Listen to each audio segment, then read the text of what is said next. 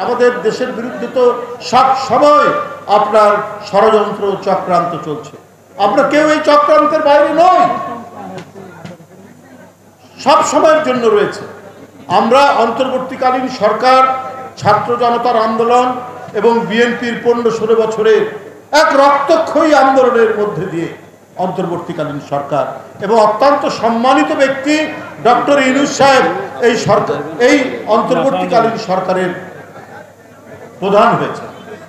আজকে মনে হয়েছে যে লন্ডনে ডক্টর মোহাম্মদ ইউনূস তত্ত্বাবধায়কের প্রধান উপদেষ্টা এবং বিএনপির প্রধান ভারপ্রাপ্ত চেয়ারম্যান জনাব তারেক রহমানের এই বৈঠক কেন জানি মনে হয়েছে অনেকের মনে জ্বালা ধরিয়েছে।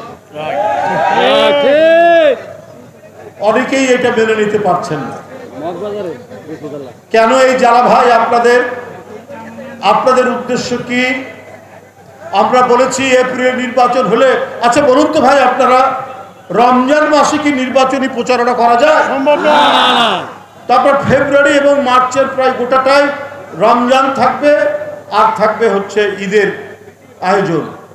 তাহলে আপনি এপ্রিলের মানে কি বলে যে 1 তারিখ থেকে 15 তারিখের মধ্যে আপনি কখন প্রচারণা চালাবেন, কখন আইনি প্রক্রিয়া হবে, কখন নমিনেশন পেপার জমা দেবে, কখন প্রচার চালাবে, কিভাবে প্রচার চালাবে, সারাদিন রোজা রেখে কি করে এপ্রিল মাসের মধ্যে নির্বাচন হওয়া সম্ভব?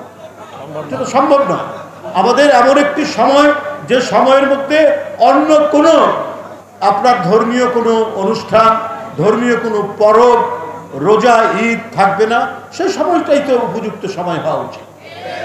তাহলে যদি লন্ডনে বৈঠকে যদি এইটা হয় যে আমরা ফেব্রুয়ারির প্রথম সপ্তাহে বা প্রথম সপ্তাহের মধ্যে, দ্বিতীয় সপ্তাহের মধ্যে নির্বাচনটা হবে, তো এর মধ্যে তো কোনো রমজান নাই, কোরবানি ঈদ নাই, অন্যান্য ঈদ নাই, রোজা নাই, কিছু নাই, বড় কোনো অনুষ্ঠান নেই, পয়লা বৈশাখ নেই, আবহাওয়া ভালো থাকে, শুকনো মৌসুম, হালকা শীত থাকে।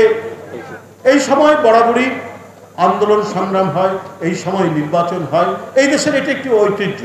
তাহলে যদি বিষয়টা এইরকমই হয়, মধ্য ফেব্রুয়ারি অথবা ফেব্রুয়ারির 10 তারিখের মধ্যে বা 15 তারিখের মধ্যে যদি নির্বাচন এটি ঘোষণা করে নির্বাচন কমিশন, আমি জানি না কখন নির্বাচন হবে না হবে, মানে ফেব্রুয়ারির কত তারিখে হবে না হবে আমি ঠিক বলতে পারছি না। খবরের কাগজগুলোতে দেখছি যে মধ্য ফেব্রুয়ারির মধ্যে নির্বাচন যদি হয়, নির্বাচন কমিশন যদি এই তারিখ ঘোষণা করে, তাহলে এর চাইতে উপযুক্ত সময় কি এপ্রিল মাস? এপ্রিল মাস তো হতে পারে না। শেখ হাসিনা, এইটার দায় কি আপনার নয়? আপনার এক একটা মন্ত্রী এক একটা ব্যাংক নিয়েছে, সেই ব্যাংকগুলো আজকে কোনো টাকা নাই, জনগণের টাকা নিয়েছে, ওই টাকা পাচার করে দিয়েছেন বাইরে। এর জন্য কি দায় শেখ হাসিনার নেই? এই জন্য কি দায় আওয়ামী লীগের সরকার নেই? ওরা বাংলাদেশ চায়নি, ওরা বাংলাদেশটাকে অন্যের কাছে লিখে দিতে চেয়েছে আর বলেছে আমরা যত পারি লুটে পুটে নিয়ে আমরা চিরদিনের জন্য শেখ পরিবার আর আওয়ামী লীগের কিছু ব্যবসায়ী তারা বিদেশে আরামে আসে থাকবে, কয়েক প্রজন্ম ধরে থাকবে। এইটাই ছিল তাদের উদ্দেশ্য। এই কারণে তাদের যারা প্রভু খুবই অসন্তুষ্ট। কই শেখ হাসিনার সময় আপনারা তো পুশিং করেননি? গতকালও 44 জন পুশিং করেছেন, তার মধ্যে একবারে কার্ড, ভারতীয় নাগরিকের কার্ড আছে। এই কার্ড সহ প্রায় 4-5 জনকে আমাদের বিজেপি ধরেছে। কেন পুশিং করাচ্ছে? সব ভারতের লোক, পায়ে পাড়া দিয়ে, গায়ে ধাক্কা দিয়ে পার্শ্ববর্তী দেশ কি ঝামেলা পাকাতে চান বাংলাদেশের সাথে?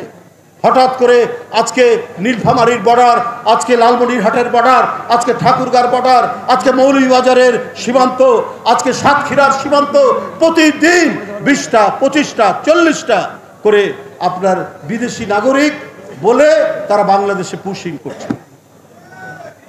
আমি বলবো সরকারকে, আপনারা এর কড়া জবাব দিন।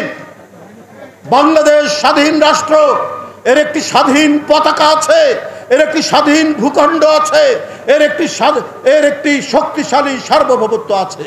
এদেশের মানুষ, ওরা জুলাই সৃষ্টি করতে পারে, ওরা আগস্ট সৃষ্টি করতে পারে, এদেশের তারুণ্যের রক্ত যে আপনার ছলকে উঠে, এই রক্ত প্রতিরোধ করতে জানে। তাই এরা 90 সৃষ্টি করেছে, এরা 71 সৃষ্টি করেছে, এরা 7ই নভেম্বর সৃষ্টি করেছে।